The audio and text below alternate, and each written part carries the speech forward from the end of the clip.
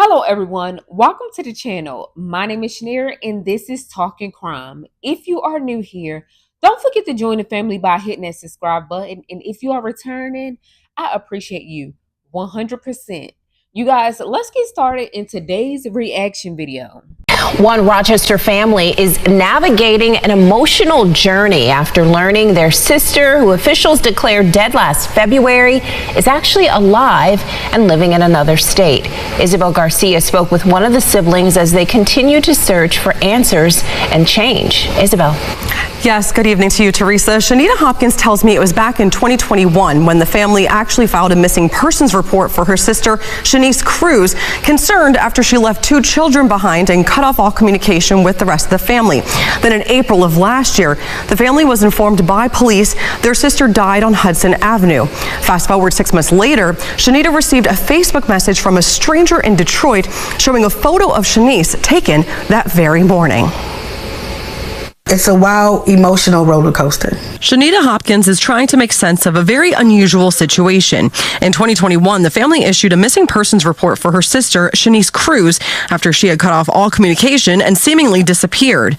Then in April of last year, police informed the family Shanice had been found dead in an empty lot off of Hudson Avenue near Nash Street.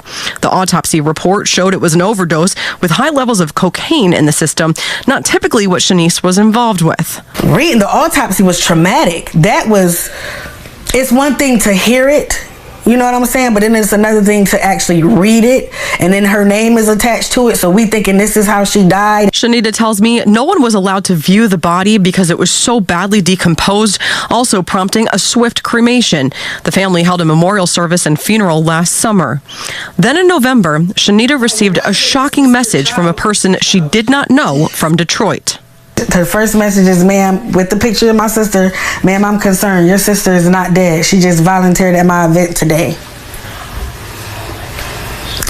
And this was just a random message? Just a random message. Immediately attempting to get to the bottom of what was going on, Shanita connected with the medical examiner's office where they assured her dental records were a match. She was not convinced, and an investigation got underway. We went the next day. They wanted my youngest sister because her and Shanice has the same mom and dad, and then they wanted her son. So both of them went and they did a DNA test, and when the results came back, they said it wasn't a match. So this confirming it was not Shanice Cruz. The weight of all that happened continuing to cause emotional distress to the family. We dealt with the ashes and stuff. We put them in necklaces, and we mixed my mom with this stranger. Yes. In a statement to News 8 concerning the situation, the county says, quote, the Monroe County Office of the Medical Examiner uses industry standard scientific methods to identify remains of deceased individuals in a timely manner and make appropriate notifications to families. Due to restrictions on the disclosure of information contained in the records of the Office of the Medical Examiner, we are unable to comment on specific cases, end quote. The family is now seeking legal representation. Yeah, they wanted the ashes back. He did say that, you know, we can compensate you for everything that y'all spent on the memorial, which I said on the cremation and stuff. But when my family was like, no, we need to get a lawyer. What would you say to your sister right now? I love her. I've been angry I'm still angry. I don't think I'm gonna ever get over the anger, but I know how it feels. I'm sorry. I know how it feels to think that she was dead, and that I just want her to know that whatever we had going on, it doesn't even matter. Like, I love her. That's it. That's all I would want her to know. Now, since there's no communication with Shanice nor social media, the family has not been able to connect with her in Detroit, noting she may not even know they truly believed her to be dead, although they did reach out to police with their situation. News 8 also reached out to the Detroit Police Department. The county did not address inquiries as to the identity of the remains. Reporting in the studio, Isabel Garcia, News 8. Y'all, this world is getting extra by the minute. If this happened, imagine how many people out there, families that have been reporting or haven't been reporting the missing, and somebody else got the ashes or something in their house.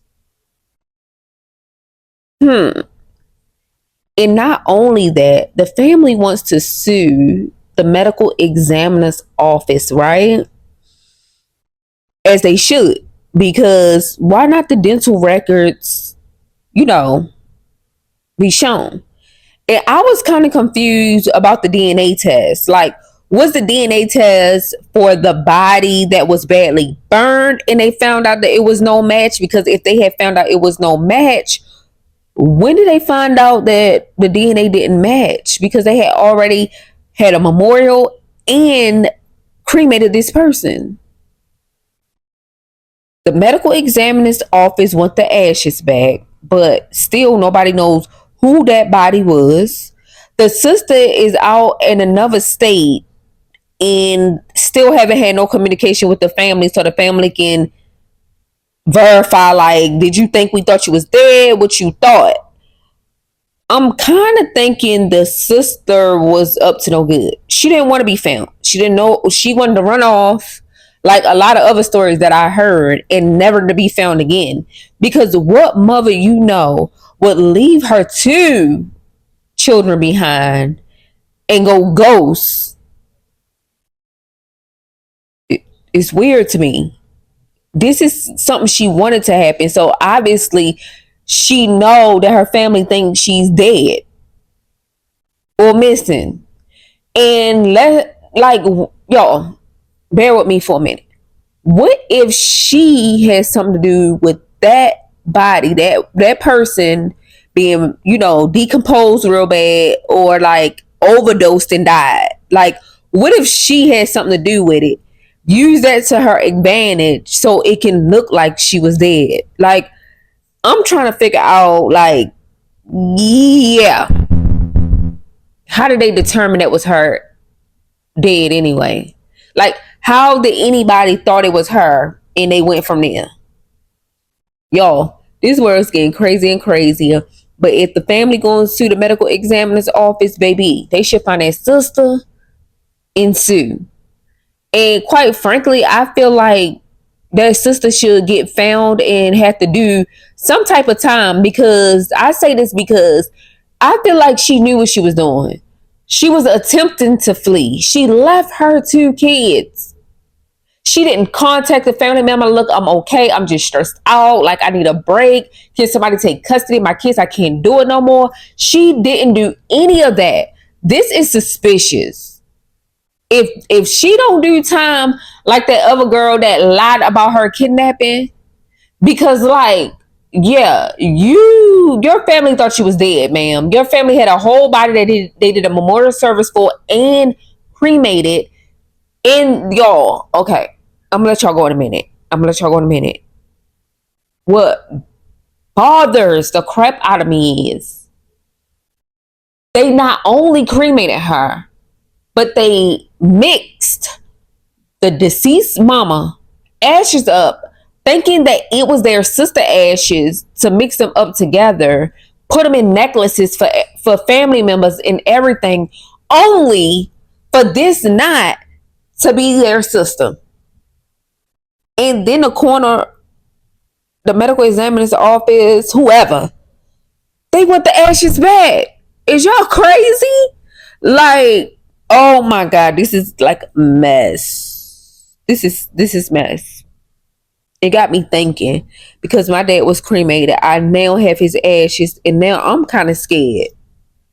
Like, is anybody gonna ever call me and say, like, we found your dad, like he's alive? Or is anybody gonna ever call me and say, yeah, you got the wrong ashes? Like, now I'm paranoid. This is crazy. You guys, whew, I know I be finding the craziest stories, right? But in order to join this community, join the family, don't forget to subscribe to this channel. I see a lot of people watching, but we need y'all to join the family. We welcome you. Hit the subscribe button, like, comment, and share. You guys, I appreciate you 100%, and I hope you have a blessed day. Peace.